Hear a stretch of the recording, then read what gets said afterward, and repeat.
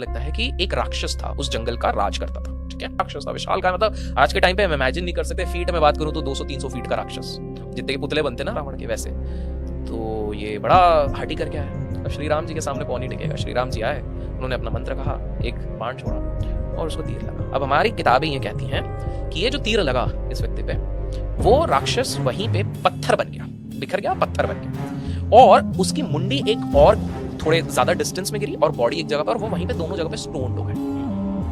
अब fast forward आज के समय पे करते हैं। आज जब आप उस जंगल से जाते हैं, वो गांव को स्पॉट करते हैं, उस गांव में जाते हैं, तो पहली चीज आपको क्या दिखती है? पहली चीज दिखती है कि वहां पर ना उन लोगों ने कुछ पौराणिक मंदिर रखे हुए हैं और कुछ खंजर रखे हुए हैं। तो अगर आप लोकल गांव वाले से पूछोगे, ये खंजर मतलब रस्टेड खंजर टाइप है, छोटे चाकू तलवार टाइप के चाकू हैं। वो चाकू 3-3, 5-5 किलो के चाकू हैं। ठीक है, तो पूछा जाएगा तो उनको वो ये कहते हैं कि जब श्री राम यहाँ पे छोड़ के गए, तो उस समय पे गांव वालों ने उनको कहा, श्री राम आपने हमें इन लोगों से तो मुक्त करवा दिया, लेकिन कल को अगर कोई राक्षस, कोई चोर, कोई चक्कर हमें हमारे गांव वासियों को परेशान करने आएगा तो हमारी रक्षा कौन करेगा? तो श्री राम के पास केवल धनुष बाण नहीं था, उनके पास दूसरे वेपन्स भी थे। तो उन्होंने वो उनकी सेफ्टी के लिए, तो वो आज भी पूजा के लिए उधर रखे हुए हैं। आज भी आप लोग जाके देख सकते हैं। That is number 1। ठीक है, इट्स ऑन अ शिला है, शिला के ऊपर रखा हुआ है। ऐसा कोई फैसिनेटिंग मंदिर नहीं है, वो बाहरी है, नेचुरल है। लोग अपनी श्रद्धा करते हैं और वो लेजेंड बोलते हैं कि हमारे गांव में कोई आंच नहीं आती। ठीक है, दैट इज 1। और दूसरी इंटरेस्टिंग चीज ये है कि वही गांव वाले बताते हैं, और इसके आगे मैं बताता हूं कि आप जब उस जंगल में जाते हैं तो आपको ये राक्षस की शिला मिलेगी।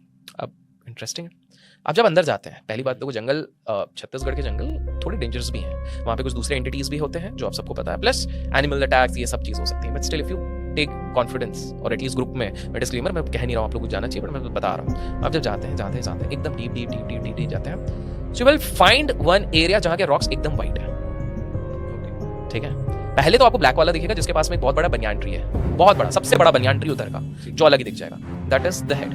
But this is not the twist. When you reach the body, जब आप बॉडी के पास जाते हो, शरीर के पास, दो चीजें होती हैं। गांव वालों ने खुद ने कहा पहले व्हाइट दिखेगा because that is basically skeletal rock. दूसरी चीज है, आप उसका कोई भी पार्ट निकालो। मुझे एक बात बताओ, मैं एक पत्थर लेता हूँ, नॉर्मल पत्थर लेता हूँ, माचिस लेता हूँ, पत्थर को जलाऊंगा, जलेगा? नहीं जलेगा। पत्थर है ना यार, कहाँ से गर्म होगा? वो भी काला काला होगा, मतलब वो वैसा होगा।